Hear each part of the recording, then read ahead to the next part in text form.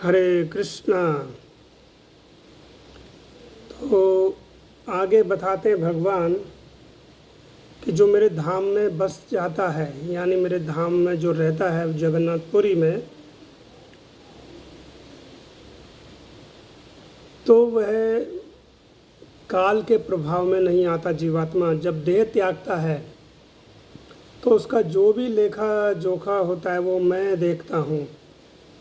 बोलते हैं पृथ्वीयाम गोपितम स्थानम तब चापी सुदुर्लभम सुरासुराणा दुर्जये माया याच्छादित मम सुरासुरवर्तिक्रम में वर्तोहम पुरुषोत्तमे सर्वसंगे परित्यक्त सत्रत तिष्ठामि देहभृत। कहते हैं कि ये मेरा श्री क्षेत्र पृथ्वी में गोपनीय है, आपके लिए भी अत्यंत दुर्लभ है। ये ब्रह्मा जी से कह रहे हैं भगवान कि ये तो आपके लिए भी दुर्लभ है ब्रह्मा जी। ये क्षेत्र देवताओं और असुरों के लिए भी दुर्गेय है। दुर्गेय का मतलब होता है कि प्राप्त ना होने वाला, दुर्लभ है एक तरह से। तथा सदा मेरी माया से आच्छादित रहता है। मैं सभी का संग त्याग कर सुर असुरों को छोड़कर इस श्री पुरुषोत्तम धाम में निवास करता हूँ। तो भगवान कह रहे मैं सुर असुर जो भी उनको सबको त्याग देता और इस धाम में एकांत में वास करता हूँ। तो इतना दिव्य है पुरुषोत्तम क्षेत्र धाम। इस प्रकार भगवान ने कहा कि हे ब्रह्मा जाओ और वहाँ के सौंदर्य का साक्षी बनो। नीलाद्रि जगन्नाथपुरी में प्रवेश करके ब्रह्मा जी ने भगवान के चतुर्भुज रूप नील माधव नाम के एक दिव्य सुंदर रूप को देखा, जो लक्ष्मी जी के साथ शोभायमान हो रहा था। तो वहाँ ब्रह्मा जी ने एक अद्भुत घटना देखी।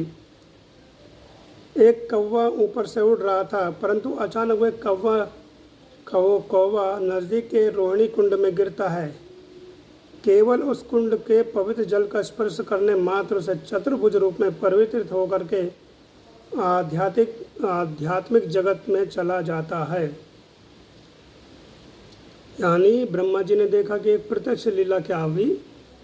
एक काक ऊपर से उड़ रहा था और वो किसी कारणवश नीचे गिर गया। भगवान ये ब्रह्मा जी को दिखाना चाह रहे कि मेरा धाम है क्या।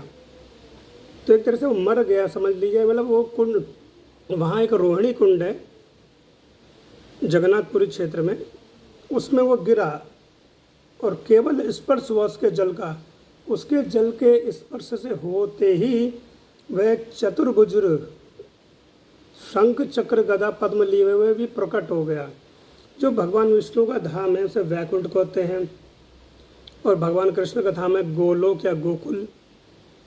तो जो विष्णु तत्व के उपासक हैं, कुछ लोगों को विष्णु भगवान अच्छे लगते हैं, किसी को राम, किसी को नरसिंह, किसी को वरा, सबके अपने अपने निष्ठा है। तो जो विष्णु को पूजते हैं या भगवान विष्णु या नारायण की उपासना करते हैं, और वो जो सच्चे हृदय से जब वो भौतिक संसार को त्यागते हैं तो वो उनको चतुर्भुज रूप में मिलता है।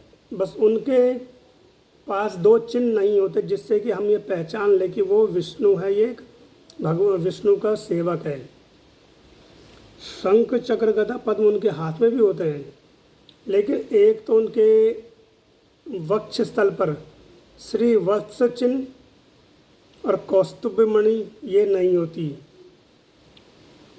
भगवान का जो वक्ष स्थल है वहाँ पर एक बालों का गुच्छा है, श्वेत बालों का गुच्छा है, कुछ सुनहरी रंग है उसका भी। जो भगवान के वक्ष स्थल पर वो बालों का एक गुच्छा विराजमान रहता है। बाल जो होता है हमारे केश, उनका एक गुच्छा है।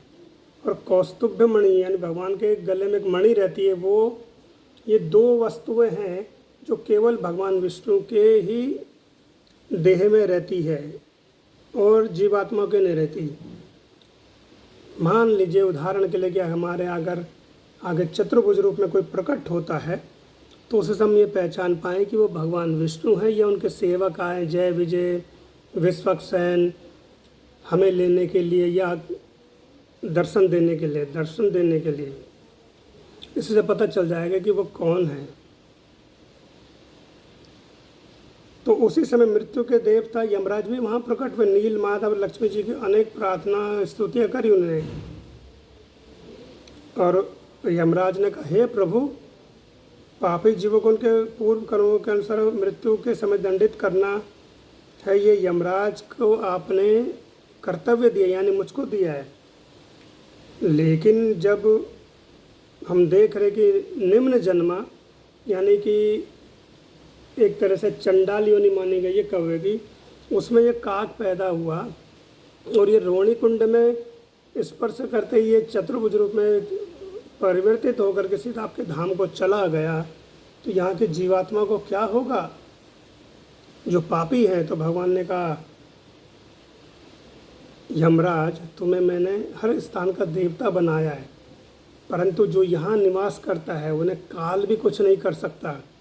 उन्हें तो मैं स्वयं पुरस्कार या दंड करता हूँ। मतलब कि अगर ऐसा नहीं है कि हम धाम में पैदा हुए हैं तो हम जो मर्जी गलत कार्य करेंगे तो भगवान हमें क्षमा कर देंगे और अपने धाम ले जाएंगे, ऐसा बिल्कुल नहीं है। भगवान अगर उनको दंड भी देता हूँ तो मैं देता हूँ, और अगर उनको पुरस्कार देना है तो वो भी मैं दंड देता हूँ, वो तुम्हारे हाथ में नहीं है। हे ये यमराज, तुम तो क्या स्वयं ब्रह्मा आदि भी का वहाँ पर उस क्षेत्र में अधिकार नहीं है। तो लक्ष्मी जी ने देखा, तो लक्ष्मी जी ने जब सुना तो वो कहती हैं, यथार्थ आवाम स्तोषी तम क्षेत्रे अस्मिन् दुर्लभ ही तथा अत्यायाचायवाम योरे तथा क्षेत्र से पुरुषोत्तमम। लक्ष्मी ने कहा, जिस उद्देश्य से हम दोनों की स्तुति कर रहे हो इस क्षेत्र में वह एकदम दुर्लभ है, क्योंकि यह पवित्र श्री पुरुषोत्तम क्षेत्र हमारे लिए त्याग योग नहीं है। कल्पांत में भी हम यहीं निवास करते हैं।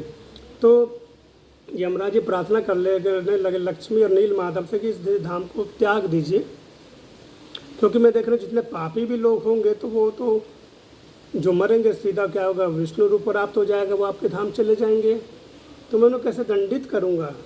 तो और सिर रूरू कह रही हैं। सिर रूरू मतलब लक्ष्मी जी ने कहा कि यमराज, जिस उद्देश्य से तुम हमारी स्तुति कर रहे हो वह तुम्हारी कभी पूरा नहीं हो पाएगा। यमराज जी ये प्रार्थना कर रहे थे कि आप यहाँ छोड़ के चले जाइए, और जो लोग मरेंगे, जिन्होंने पाप कर्म करने को मैं दंड दूंगा। तो लक्ष्मी जी ने मना कर दिया कि कलांत में, यानी जब ये पृथ्वी नष्ट हो जाएगी तो ये हमारा धाम नष्ट नहीं होता, हम तब भी इसे नहीं त्यागते हैं। ठीक है, तो ये तुमने सुन लिया यमराज, हम इसे नहीं त्यागेंगे। जो यहाँ पर जो भी अच्छा कार्य कर रहा है, बुरा कार्य कर रहा है, उसको फल देना ये हमारे हाथ में, तुम्हारे हाथ में नहीं। कि कोई बुरा कार्य कर रहा है तो तुम सोचोगे उसे तुम दंडित करोगे, ऐसा नहीं होगा। हरे कृष्णा।